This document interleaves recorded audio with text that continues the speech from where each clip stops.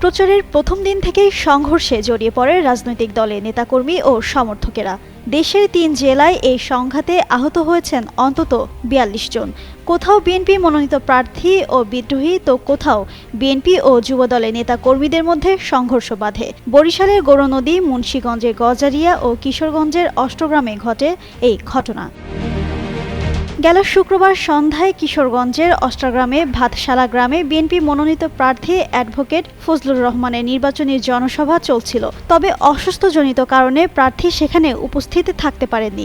জনসভায় শেষ পর্যন্ত কাস্তুল ইউনিয়ন যুবদলের সাধারণ সম্পাদক মাহবুব আলম কিসমতের নেতৃত্বে একটি মিছিল সমাবেশ স্থলে পৌঁছায়। এই সময় চেয়ারে বসা নিয়ে ২ নম্বর ওয়ার্ড বিএনপির সভাপতি সাদেক মিয়ার সমর্থকদের সঙ্গে যুবদল নেতাকর্মীদের কথা কাটাকাটি হয়।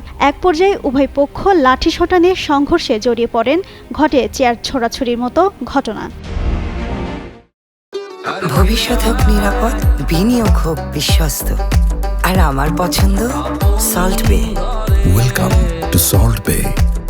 মুন্সিগঞ্জ ৩ আসন গজারিয়ায় স্বতন্ত্র প্রার্থী মোহাম্মদ মহিউদ্দিনের সমর্থকদের মিছিলে হামলায় ৭ জন আহত হয়েছেন। শুক্রবার বিকেল ৪:৫টায় গজারিয়া উপজেলার সোনালী মার্কেট এলাকায় এই ঘটনা ঘটে। মহিউদ্দিনের সমর্থকদের দাবি, মহিউদ্দিনের সমর্থনে মিছিল গজারিয়া ইউনিয়ন পরিষদের সামনে থেকে শুরু হয়ে সোনালী মার্কেট এলাকায় গেলে ২০ থেকে ২৫ জন বিএনপির মনোনীত প্রার্থী মোহাম্মদ কামরুজ্জামান রতনের সমর্থক লাঠিসোঁটা হাতে তাদের উপর হামলা চালান। যদিও অভিযোগ অস্বীকার করে রতন এ ঘটনায় দুঃখ প্রকাশ করেন।